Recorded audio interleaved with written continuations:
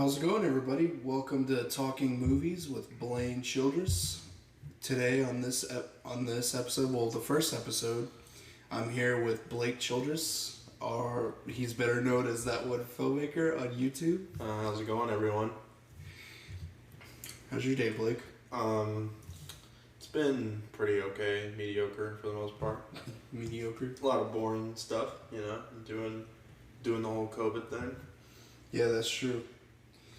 So for this little intro section, I'm going to explain what this podcast is and what it's mostly going to be about.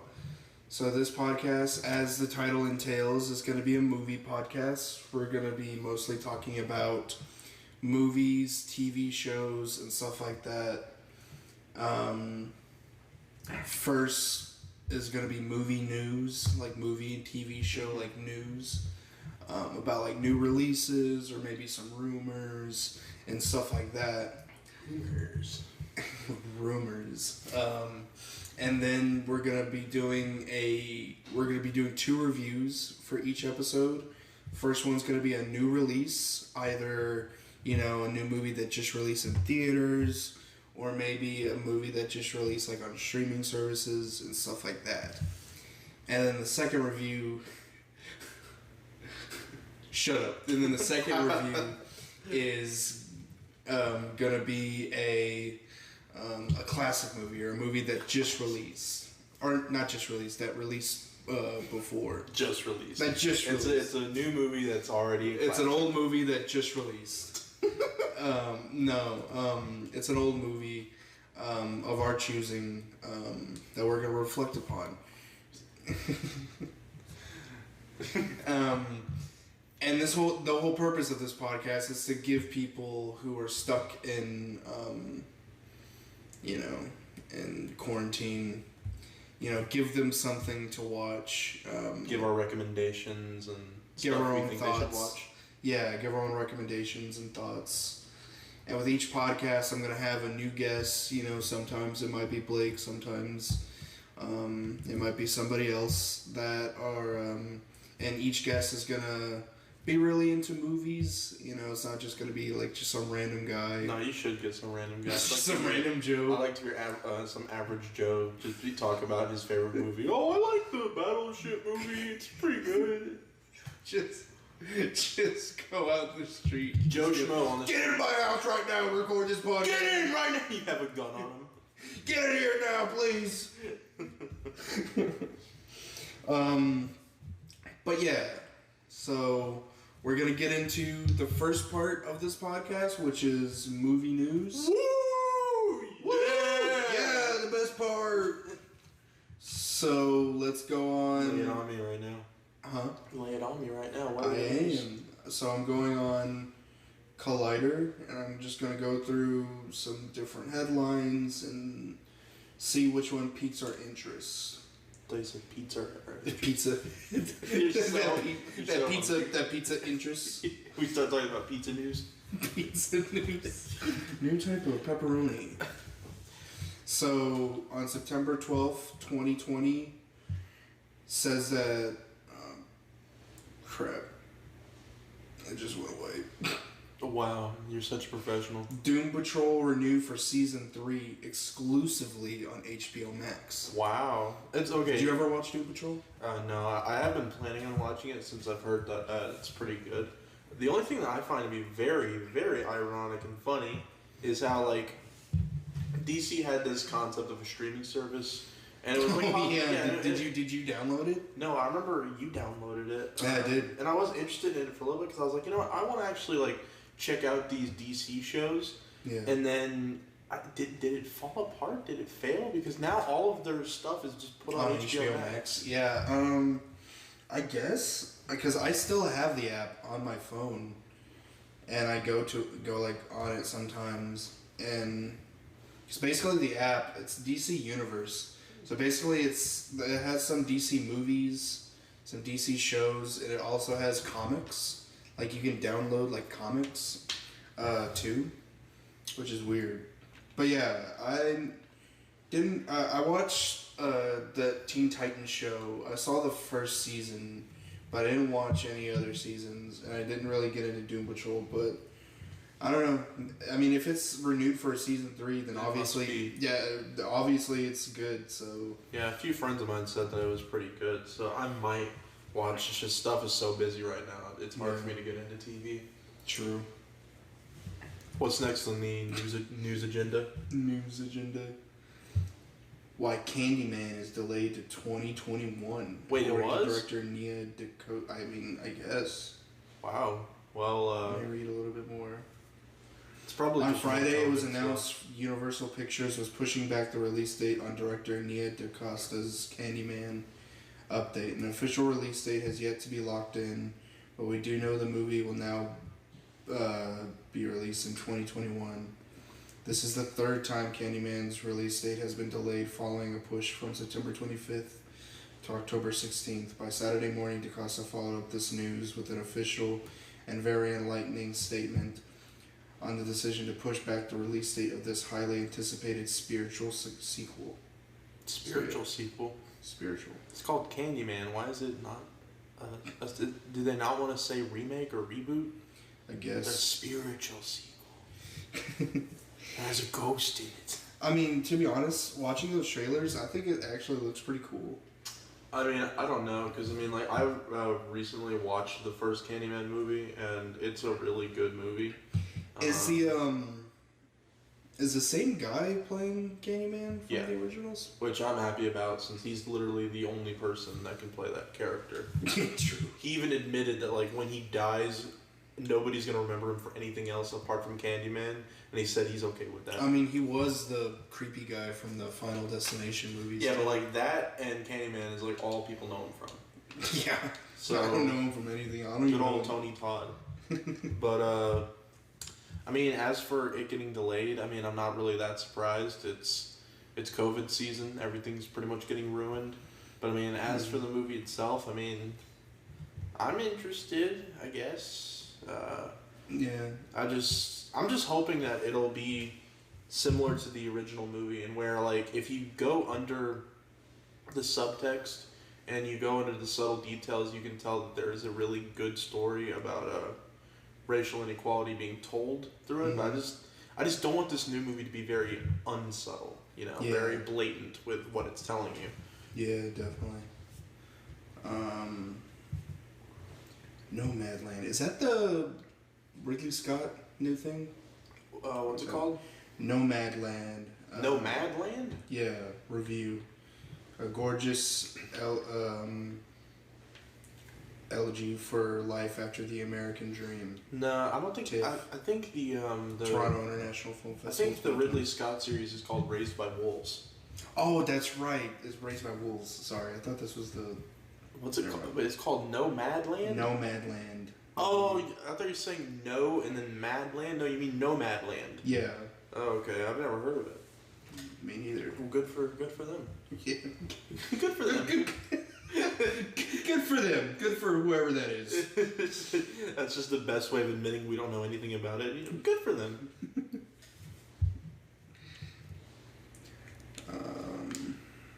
Is there any interesting news that of something? Chris Hemsworth isn't getting out of the Thor business anytime soon. What?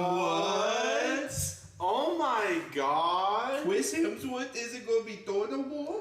Wait, no, it said he isn't. He isn't. Yeah. He's still. I mean, I guess.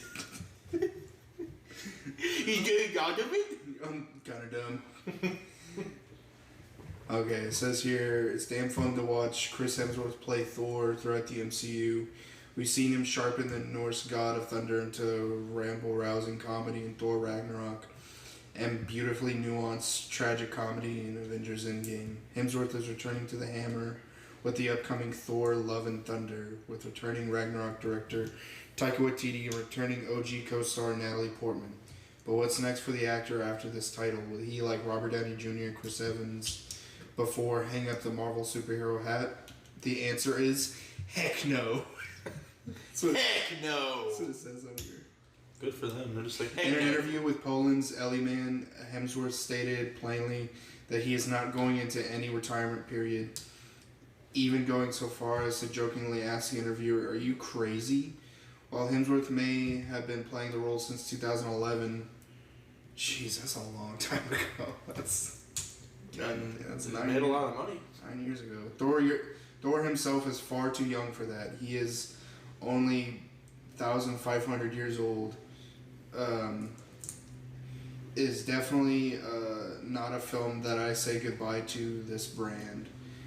At least I hope so. Something tells me Kevin Feige and company are not going to say goodbye to Hemsworth until they absolutely have to. And it sounds like they have nothing to worry about. Until we absolutely have to. What's that supposed to mean? Old man Thor is gonna be put out of his misery. Kevin Feige's gonna grab a revolver and just like shoot him in the head. Kevin Feige himself is gonna show up in the movie. He becomes the new Stan Lee, cameos and everything.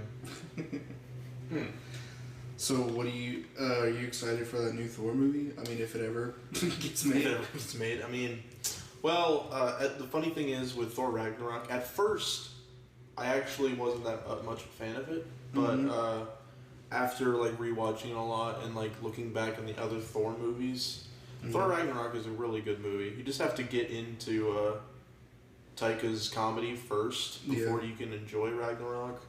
But I mean, like, it's the only thing that I don't like about it's not really I don't like about it, but it's like, here's the thing: Thor Ragnarok and Guardians of the Galaxy are both movies that are highly responsible for like the MCU going way towards more like a comedic standpoint. Yeah, with comedic, lighthearted, stuff like that. Which, I mean, like, I like comedy. I mean, like, even in one of my videos. I like comedy. I like to laugh a few times.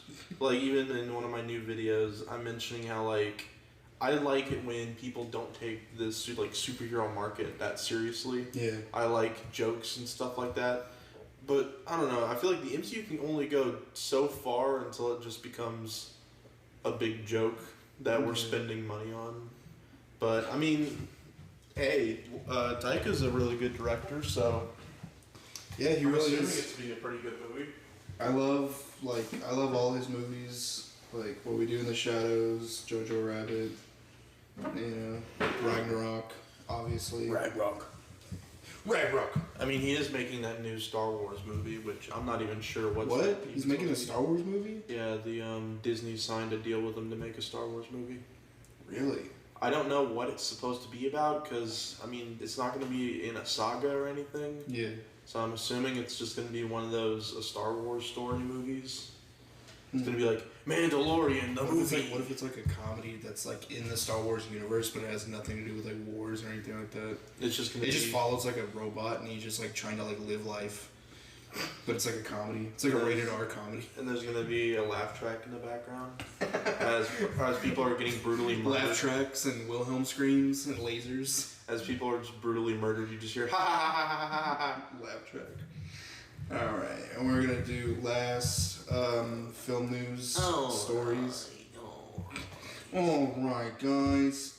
The best movies on Shudder right now. What? Shudder? Have you, Have I used Shudder? Yeah, have you ever downloaded Shudder? I don't know. It's like, I don't like the idea of getting a streaming service where it's only for one thing and one thing only. Yeah. Like, because Shudder is just horror movies. Tammy and the T-Rex. Dude, that's a horror movie? I don't know. I thought, is that on One Shudder? cut. Yeah. I'm reading this article. It's like the best movies on Shudder. And I don't know any of these movies. Tammy and the T-Rex. Host, Bliss, What? Ginger Snaps. I know Ginger Snaps. You do? Yeah, I think it's a vampire or like a werewolf movie. Yeah, werewolf. Yeah, that's what it is. Tammy and the T-Rex. I want would to watch that. I want to watch this. Tammy and the T-Rex. Is it like Tammy and her like pet T-Rex? Yeah, look at this picture. That's a horror movie? It's just a horror movie. One Cut of the Dead. Oh, I've heard of that. That's the horror movie where they're like it's a foreign film. I think it's from maybe Japan or maybe South Korea. But it's like these people are making a zombie movie, and then while they're filming it, a zombie outbreak happens on set, and they start just getting attacked by zombies, and the whole thing is It's supposed to be a return to form with found footage because I think it's a found footage movie. But Mandy? Not that.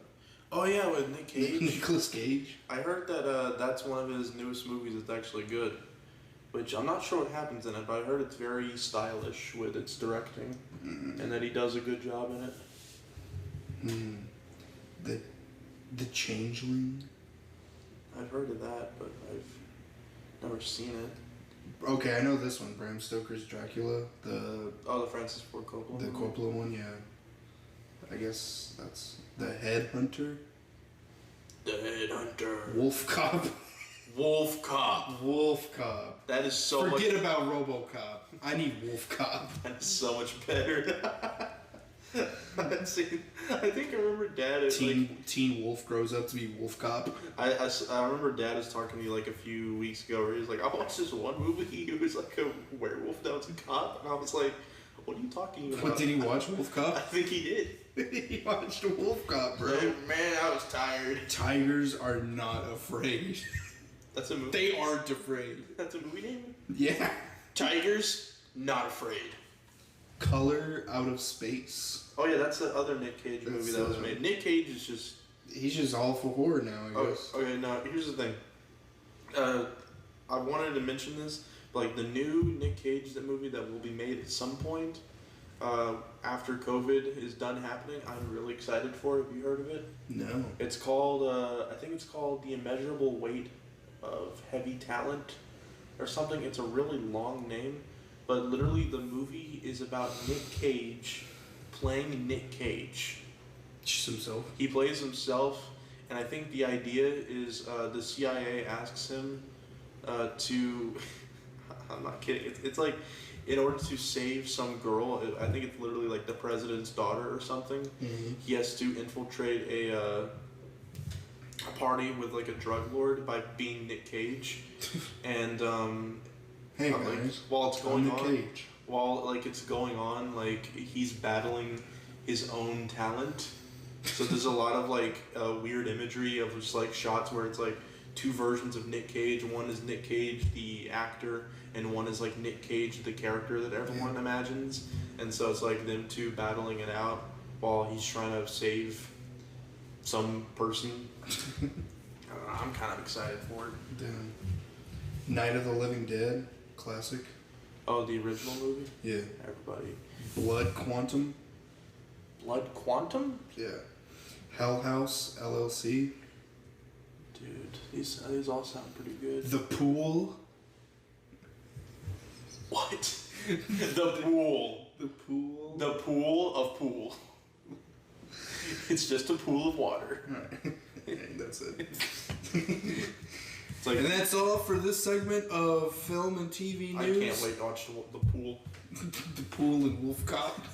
Wolf Cop is good. I need to download Shudder right now and watch Wolf Cop. This episode is sponsored by Shudder. No, it's not. This episode is sponsored by Wolf Cop. Wolf Cop himself. Wolf Cop himself. He was like, alright guys, I need you to make an episode with me in it. You better put me in it, bro, or I'm gonna bite you. Alright, well, for this episode is a special episode, Blake. Special episode. Special episode. How You know special? why? Because Christopher Nolan. Forget about Wolf Cop. Christopher Nolan Wolf Cop sponsored- sucks. Wolf Cop sucks. Time Cop is where it's at. Also known as Tenet. Also known as this movie doesn't make any sense. Time Cop. Time Cop. Isn't that a movie? It has to be. That sounds stupid enough to be an actual That sounds like a movie. But yes, for this segment of film reviews for today, like daily film reviews, we're going to be talking about Tenet. Yes. Christopher Nolan's newest film. That everybody loves. Everybody is loving Tenet. It's a masterpiece. It's such a masterpiece. It's the only movie that's out. It's literally that, New Mutants, and that one Russell Crowe crappy movie. Yeah, I think they just released a new movie, but it's like a romantic comedy, which you know is gonna make. It's gonna millions of make dollars. so much money. God, it's gonna make so much money. But no, yeah. I guess we can start with Blake. What did you think of Tenet, and then I'll. Oops, sorry, it's too much bright. And then I'll talk about my opinions and what I think. Well, with Tenet, it's very sad to say, but Tenet is a disappointment. In my own eyes and my opinion, I haven't been watching Nolan movies that long. I wouldn't even say I'm like a die-hard fan or anything. Mm-hmm. I've seen a few Christopher Nolan movies and I've enjoyed a lot of them. Like, I just recently watched Batman Begins and The Dark Knight. Both were pretty good. I also recently watched Inception in preparation for this movie. Mm-hmm. And Inception is really good movie. Really good. It's a fine movie. I love Inception. I love Inception so much. And it's just like I also, you know what's even weirder is like Dunkirk is not like an amazing movie or anything, but like even compared to Tenet, like Dunkirk is like even better. Way better. And like Dunkirk is just like a war movie. Yeah, like, it's not that interesting. Dunkirk is just like this like boring like war movie. Like at least it's more visually interesting and like at least it's cool with its technicality stuff. Yeah. I mean, there are some things with Tenet that are at least a little, like, I'm not talking about the story, but like, yeah, how it looks with yeah, a lot of the some of the shots look really cool. Like I remember, okay, so I watched it twice. I watched it one time and I watched it a second time.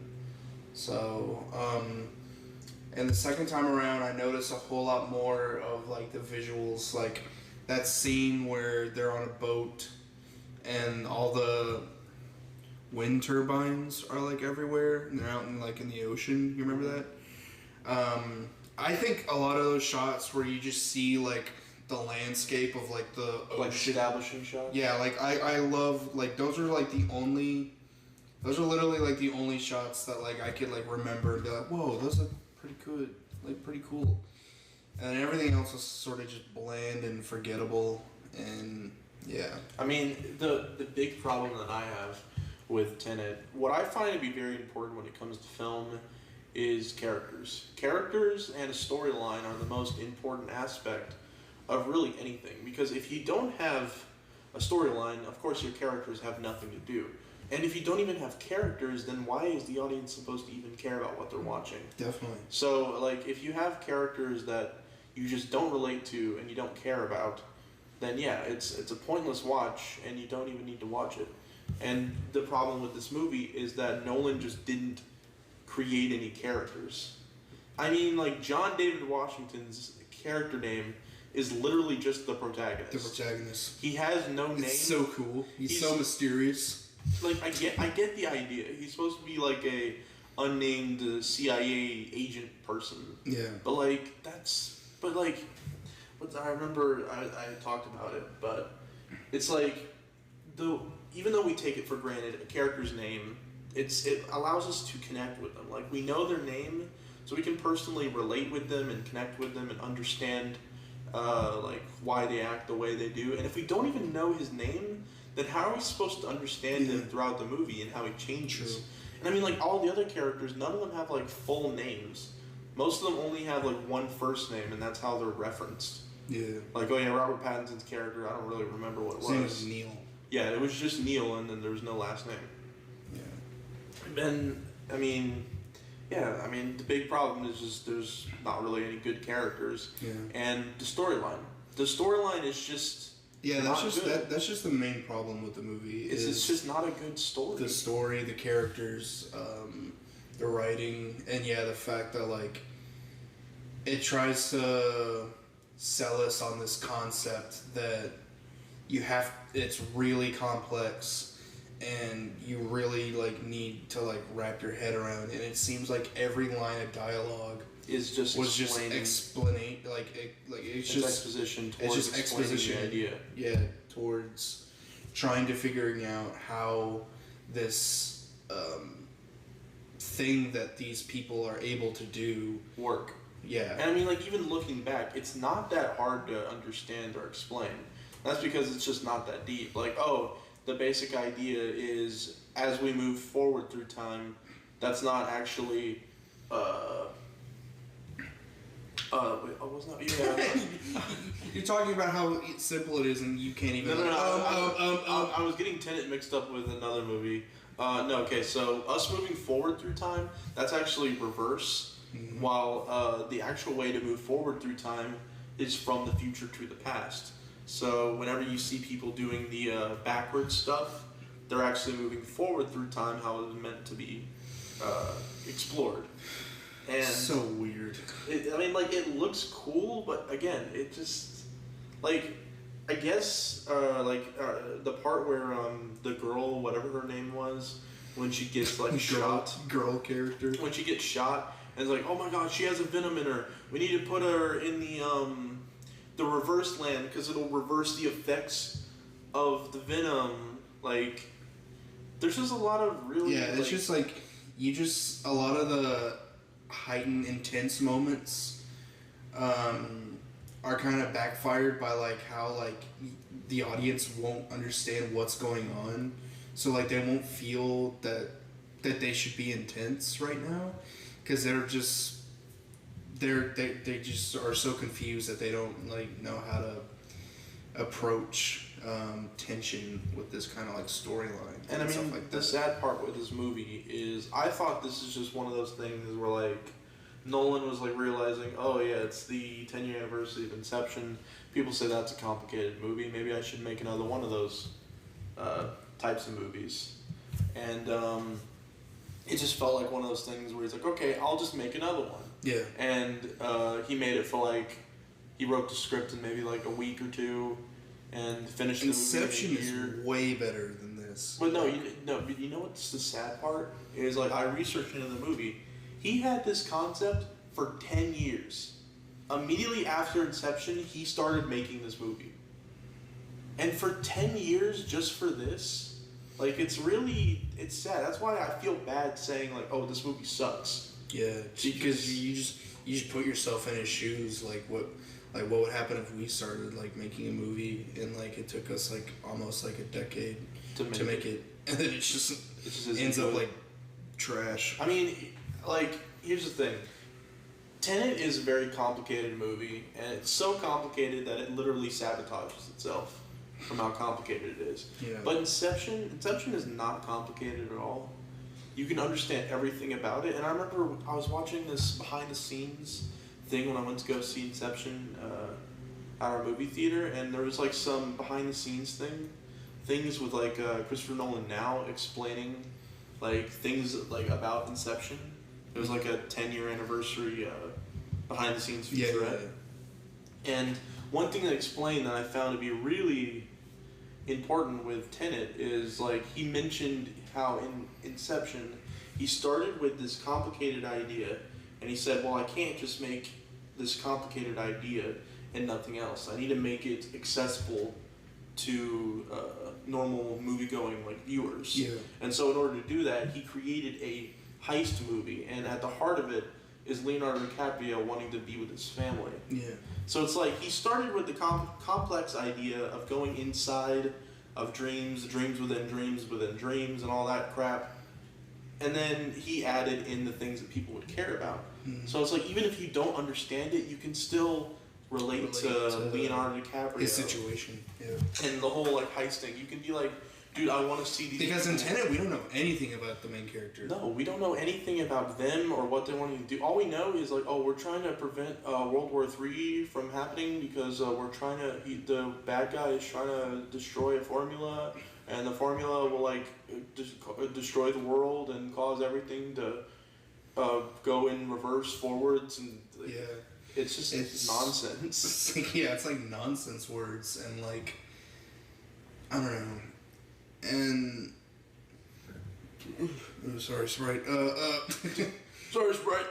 And I didn't get on my initial watching of Tenet. The first time when I watched your video about it, about the whole love triangle thing between the protagonist and the girl. That's a blink and you'll miss it thing. I did not catch up on that at all. Because like it was only there when I would occasionally try and pay attention to the dialogue when the sound mixing wasn't so loud that I could actually hear the dialogue.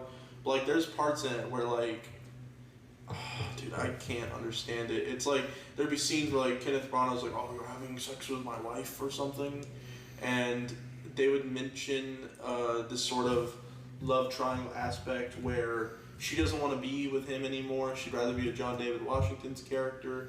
But then Kenneth Branagh says, like, even like Trent commented, like, wait, where did you hear this? But I like seriously remember him having a line of dialogue where he admitted that if he can't be with her, then nobody can. Oh yeah, that was in the part where it was him and the girl, and she's on the bed, and he's like yelling at her. Yeah, and so like that's got to be why he wants to destroy the world, so that like even she's dead, and like he also has cancer, which is another motivation for why he wants. Yeah, they just like threw in that he has cancer for some. Because they wanted one of those like reason. Kill switch things where like even if they kill him, that'll kill the world. Yeah, but they kind of just threw that in like right at the last second. It's like it's just in case Blaine, there wasn't enough things. Blaine, it's a little bit of tension, and it'll make it the audience be like, no, "Oh my God, they can't kill him! They can't kill the bad guy!" Even though all that happens is when they kill him, when the bad guy henchman's gonna try and destroy the formula, John David Washington shoots him, and then nothing happens. Yeah, and everybody wins, and everybody's happy. Oh, dude, it's. Well, another good thing about it, I kind of like the score. Yeah, the score's okay. Score's alright. Wasn't it the same person that did Joker? Yeah, it's the same lady. Yeah, I think she's a really good. Excuse me, Sprite. You're right. Sprite was a bad choice for this podcast. You just need to drink water so you don't just burp into the mic constantly. True, but no, yeah, I don't know what her name is off the top of my head, but she does a really good job when it comes to scoring, because the score in this is actually like really good, like because like that and like I guess some of Robert Pattinson's acting is pretty good. I definitely think he was the best character in the whole movie.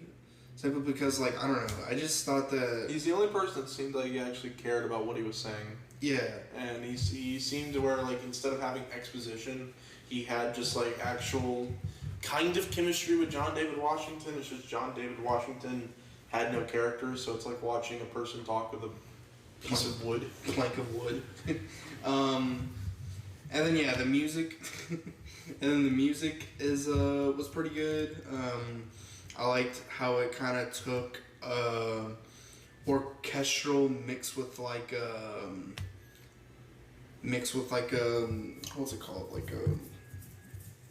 like electronic type of music.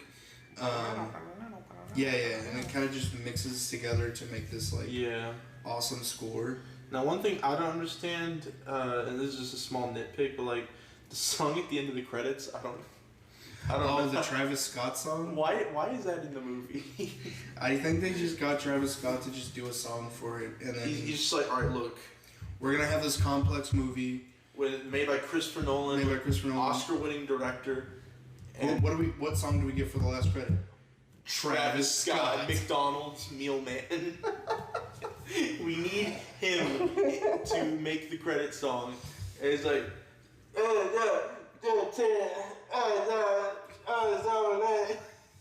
yeah, it was kind of weird just hearing Travis Scott at the very end of the credits. I love how he says Tenet, just Tenet. But no, yeah. It's just okay. Everything besides that, the score is pretty great. But yeah, overall, it's very middle of the road. Yeah, overall, had a really bad time with it, and I really don't recommend it. And that just sucks because Nolan is a good director. Nolan's a really great director, and he was like one of the only directors that had a pretty good like movie. I don't think before Tenet he had any bad movies. Like, yeah, his first movie, you might be like hit or miss. Some people think that The Prestige isn't really that great.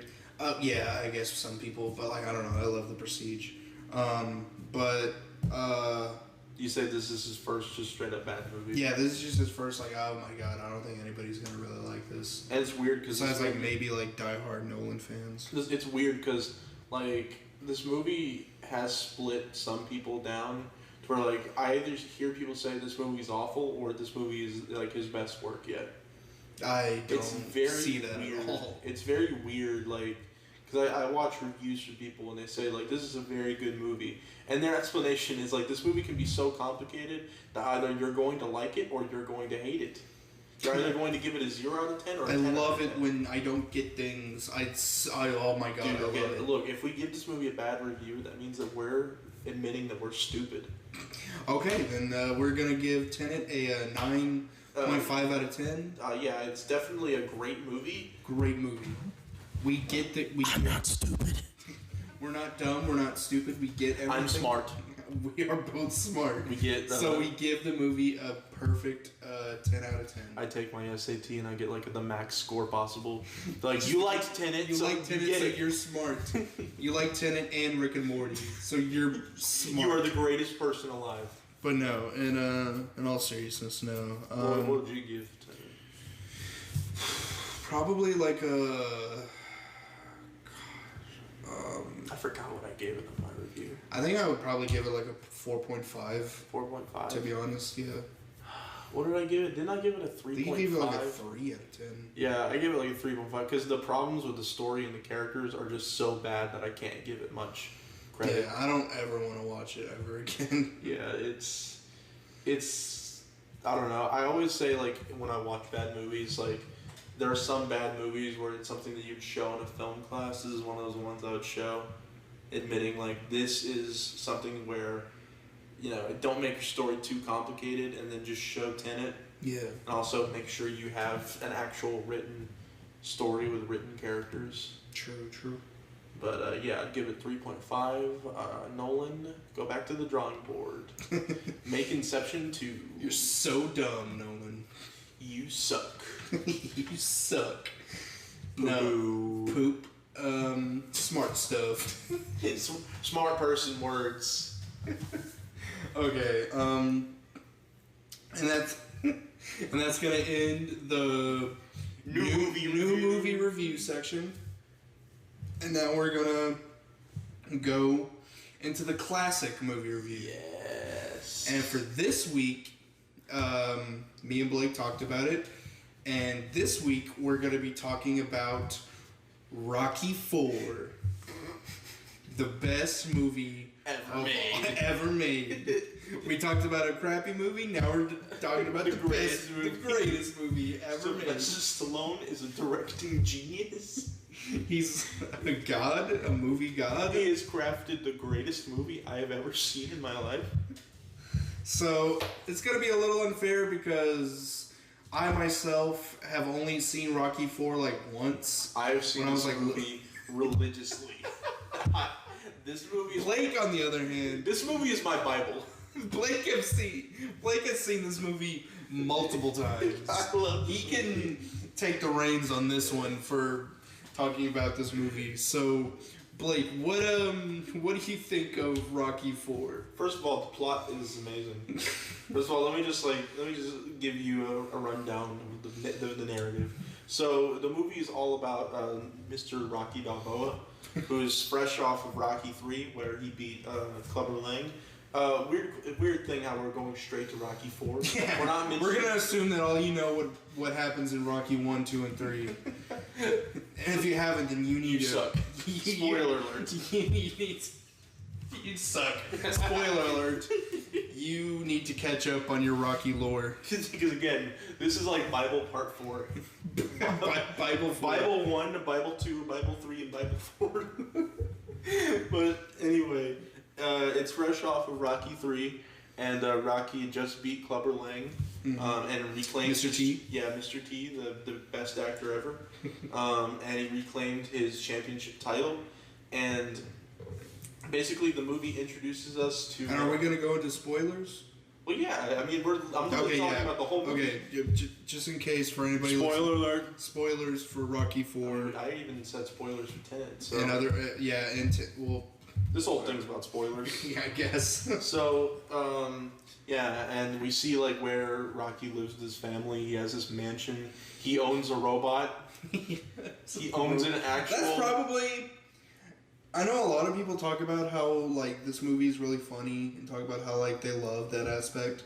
That's probably the only aspect of the movie I didn't really like. Was the robot? The robot. No. You know what's weird? Just the silly goofiness of it. No. The robot itself is like a famous thing that's been featured in a lot of movies or something, which I've never heard of that before, but apparently it's like a thing that like back then, like a long time ago, it used to be like a really big Hollywood thing where like, oh yeah, let's put a robot in. Let's rent the robot. It's like $400,000. It's one of the first AI ever. Let's put it in our movie. And it's just a promise. Is it will the story gain from it? Nah, it doesn't matter. Let's just throw a robot. Just throw a robot in. Just throw a robot in there. Dude, every movie would have been like amazing if just the robot was just thrown in there. Jurassic Park. Jurassic Park with the robot running around. The T-Rex just stomps on it. Stop. Please. Stop it, no. Yeah, that like sort of aspect is why like I don't really like this one, and I prefer like the other Rocky movies because this one has that sort of. Do you want to die tonight for saying that? It just You're wrong. It's just I don't know. It's just it all has this like goofiness to it, have like this like non-seriousness to it. No. Because like all the scenes where it shows like Drago with like in the simulator thing where he's like punching stuff and it shows like computer screens of like him like punching stuff. That adds realism. It makes this movie real. How is that real? Like it's a robot that exists. I'm not talking about the robot. I'm talking about the. Shut up! It's a robot that is flirting with man and is saying.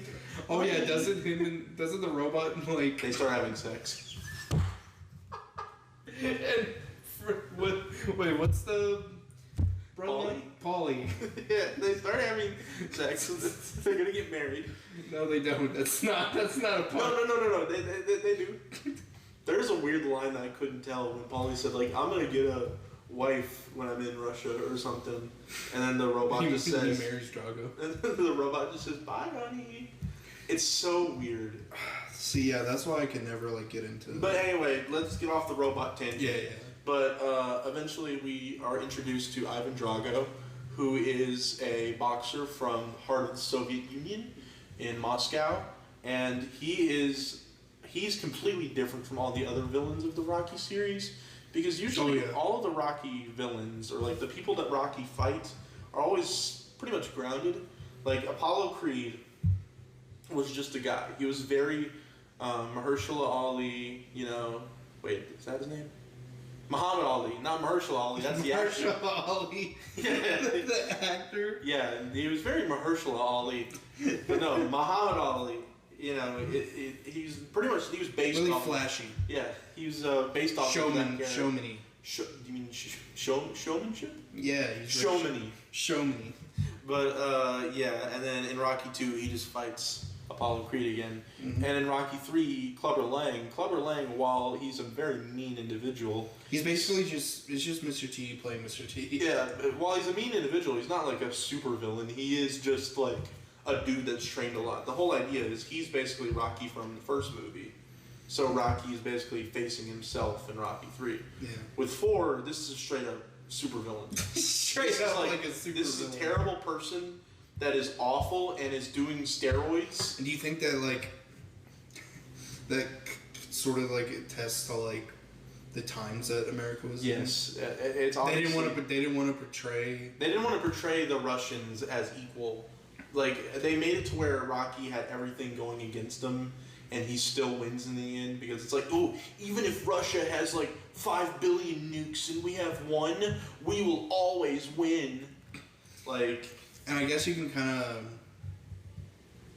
get a sense of that when you watch something like Creed 2, mm-hmm. when Drago and his son comes back, and in that movie they sort of paint him in a different light, I guess, instead of like he's being not this Soviet. Yeah, but instead of being like the super villain, he's a disgraced person that lost. Yeah, pretty much. And like they like give him some like some human. Yeah, some sympathy. That's what. Yeah. So basically, Creed 2 is like the natural, realistic brother to this movie. Yeah. But this movie does not care about realism. Yeah, that's just sort of like I can't really get into this movie because it's so cartoony, I guess, and it's just so like not like grounded, like you said, and it's just so like it just seems like it's in a different universe than like which I guess is why a lot of people really like it, because when I ask people, I kind of attest to like why people like this so much is because it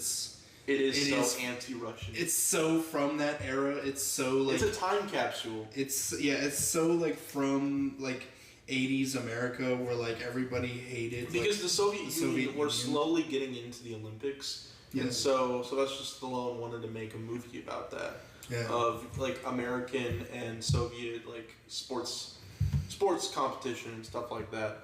But yeah, so basically what happens after we're introduced to the character of Ivan Drago, Apollo Creed says he wants to fight him, and so they fight. Creed gets murdered. Creed gets straight up murdered. Just straight up killed. Has that ever happened before in real life? Like a person dying in the ring? It has to have happened. I'm not sure. I mean, I'd have to fact check it, but I'm pretty sure somebody's died. I don't know. Because, like, I don't know. I think of that, and I'm like, can people get away with that?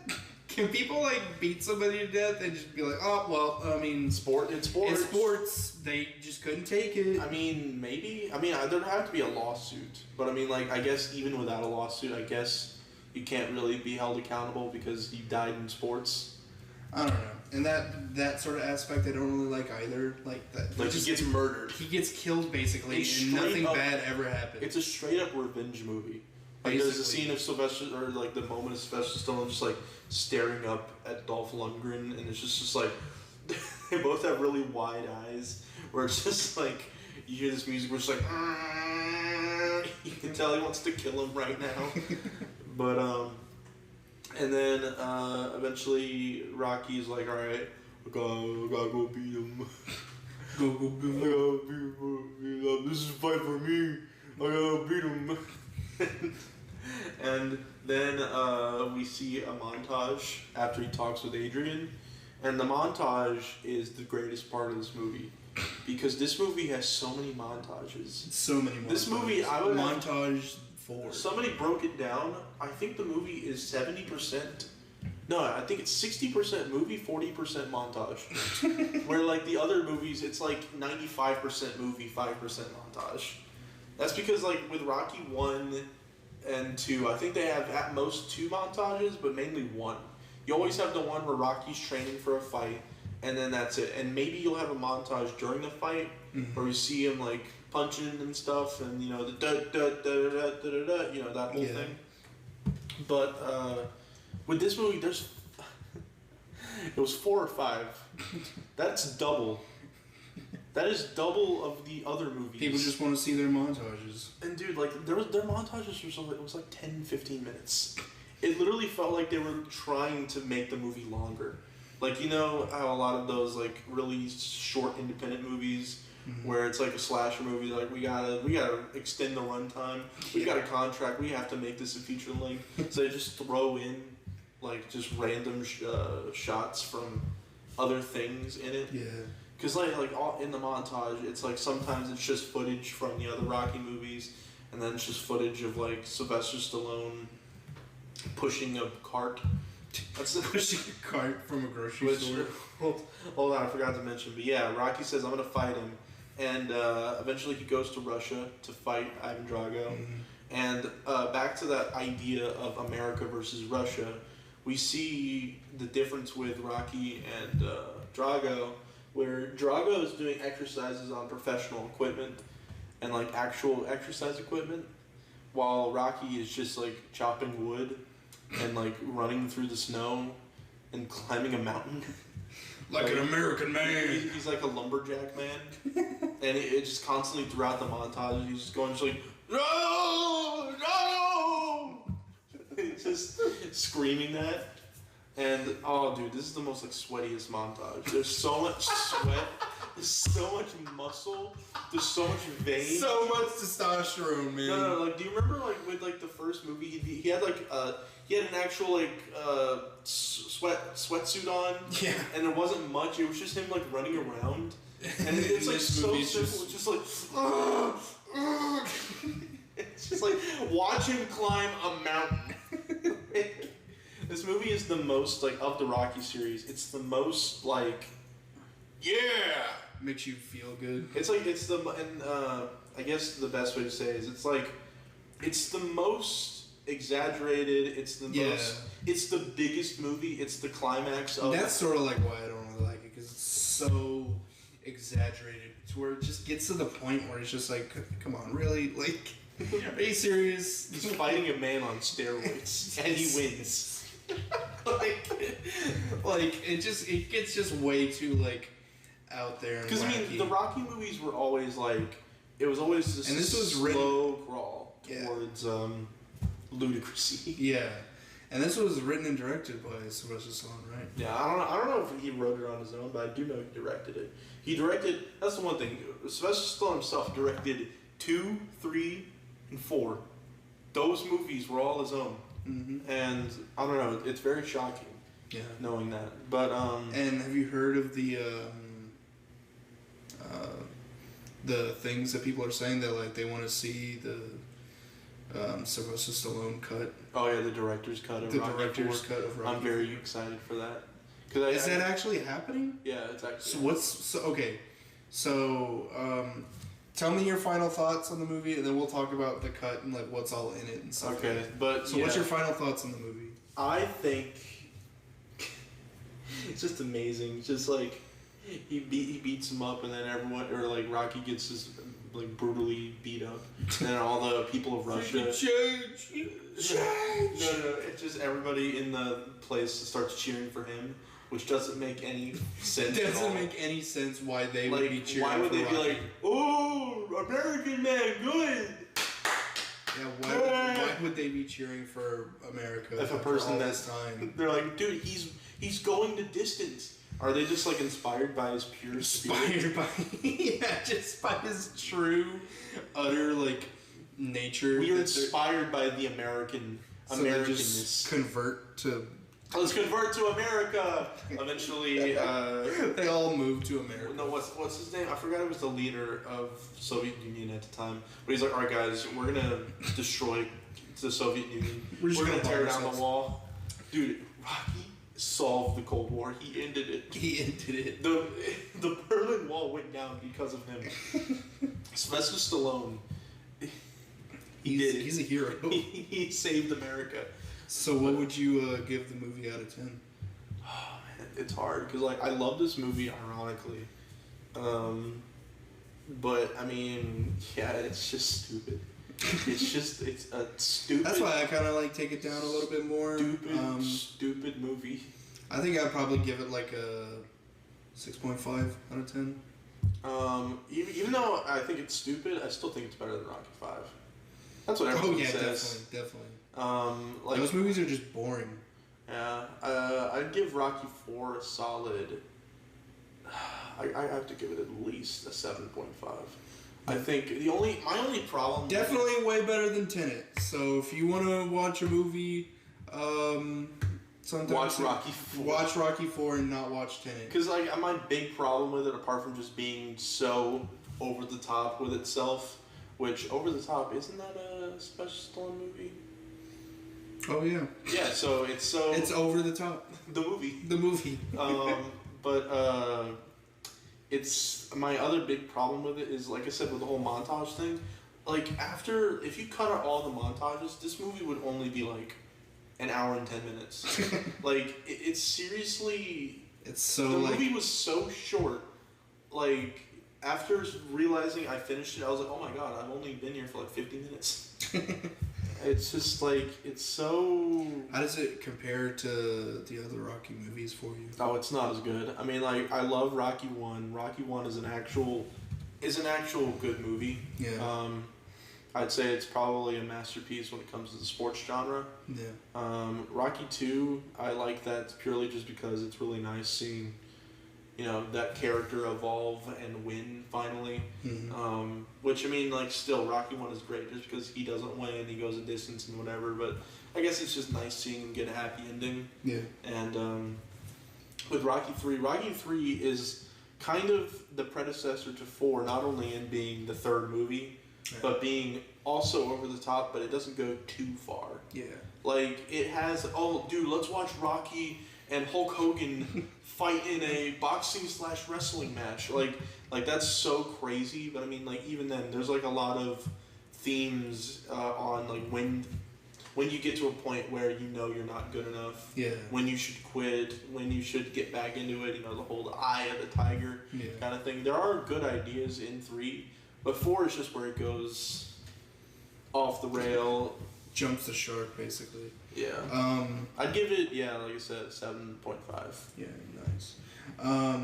Yeah, I think I prefer the first one over all the movies because it just has that indie sort of, we want to make this movie, but we don't have a lot of money. Amateur. So it just sort of has that amateur style to it. And I just find that so charming. I really like it. And I also like how Rocky pioneered the, I forgot what it was called, but it was like I think it was Steadicam. Yeah, Steadicam. Where the guy that invented it, he was the guy doing the whole stare shot, where he literally had a rig where he attached the camera to his shoulders and ran upstairs. Yeah. That's really cool looking back. Well, okay, so now that we are done talking about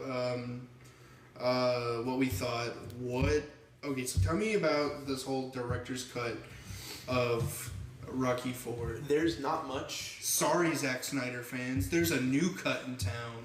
Rocky IV. Rocky IV cut. Dude, Justice League Zack Snyder cut sucks. It's all about Rocky IV and what Sylvester Stallone wants to bring to it.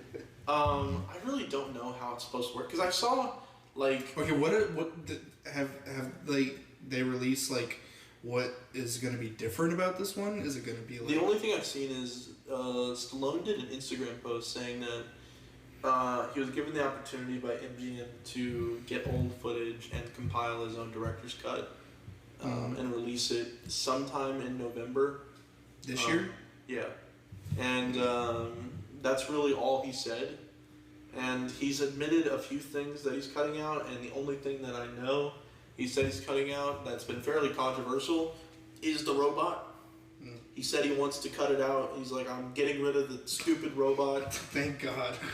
And no, what's funny is that seems like such a natural, like, oh yeah, that's the first thing you want to cut if you want this to be a serious movie. But everybody in the comments was mad at him. like everyone was saying, Sly, don't do that. Everybody loves the robot. That's why your movie, like, people would be like, dude, the only reason your movie is so iconic is because of that stupid robot. And my favorite part is, like, he didn't, like, give in to those kinds of, like, people saying that. He literally just commented back at them and said, no, I'm getting rid of it. I don't care what you guys say. I don't want the robot. I definitely think it would be a better movie without that stupid robot. But my question is, I just don't know what he's really going to do. Like, Rocky IV's a movie that, like, I don't know if there would be much other footage. It feels like a movie. Well, have they, like, announced, like, how much was cut? I don't know. I mean, I'd have to look up, like, stuff on Wikipedia to see if there is, like, understanding that there's a lot of cut footage. But all I know is I think I saw video footage of, like, an editing room, and they had, like, old film reel of the original movie, and I guess that's old cut footage. And I guess they're just gonna digitally remaster it and put it into a remastered re-release of the original movie. But I don't know. I'm excited for it just because I want to see if it's different. I'm not sure if he makes it into an actual good movie. Then that would be a very big surprise. Like it gives Drago some depth, and it gives it less of a Russia sucks, America's awesome feel. Yeah. That'd be very surprising, but I feel like that's not possible. Yeah. The movie was made in the 80s. Like, they had to do that. So I feel like they're not going to get rid of that. I mean, because even still today, Like, even though we say how, like, oh yeah, this movie's so of the time, like, even today, people still have the same opinion. So I feel like that's another reason why this movie's being released, is because even today in a lot of media, Russians are always just treated as the villains, the bad guys, since, you know, politically we just have never moved away from that ideology. I guess. No, but yeah, I definitely would want to see what would make the cut different and what would be the same and stuff like that. And it's just some streaming services that Rocky IV is on, just in case if you guys want to see for yourself. Check it's it on. out. Yeah, it's on Sling TV, Fubo TV, or Philo. There's a lot of weird streaming services. Yeah. It's on those 3 streaming services. If you have those services, if you have an account on those services, you can go and watch Rocky IV. If not, I bet you it's like... You could probably rent it or buy it on YouTube, Google Play. Yeah, Google Play, all that. You can the App Store, probably Amazon Prime. I'd assume you could rent it on there. Yeah, I bet you it'd be like $5. Do you think it's worth it? Do you think it's worth the $5 or $10? Yes. Maybe? No doubt. I mean, I'd honestly say just buy the whole series.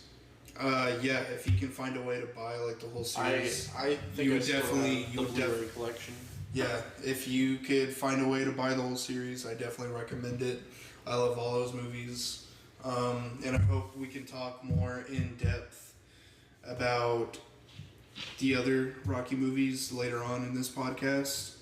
They're all great. Besides like the boring ones after 4. The boring ones. The boring ones. But yeah, so that will conclude not only the classic movie segment, but that'll also conclude the podcast. And this is the first podcast, so this is just us trying it out, seeing how things will go, and we hope whoever's listening really enjoyed this podcast, and joining me and my guest Blake Childress, also known as That One Filmmaker on YouTube. I wasn't annoying. Yeah, maybe. That dude was so annoying. That dude was stupid. Gosh, I hope he's not a guest in the next one. Oh, I hope he's never a guest ever. But yeah, with this podcast, it's not always going to be Blake. I might have somebody else come on to do this with. Each week it'll be somebody different, and we'll be talking about different types of movies. I agree. You really need to get like some random guy, some random dude. Like, and just don't even get somebody that's like friends with you. Get somebody that you don't know, and you're like, all right, we're gonna talk about movies. What's your favorite movie of all time? And be like, I like Fortnite. Jack and Jill The movie. What do you think about Jack and Jill the movie? You'll be like, it's really good. It's really good. I like it. And then the podcast ends right there. It's but no, yeah, thank you all for watching. We hope you enjoyed this first podcast. Any final words, Blake? Movies, more like new TVs. Good one. That was a Thanks, bro. that was a good one. But good, yeah, even better thing to end off of. But thank you all for listening, and we hope, or I hope to catch you in the next episode of Talking Movies with Blaine Childress. Thank you all for listening. Bye bye now.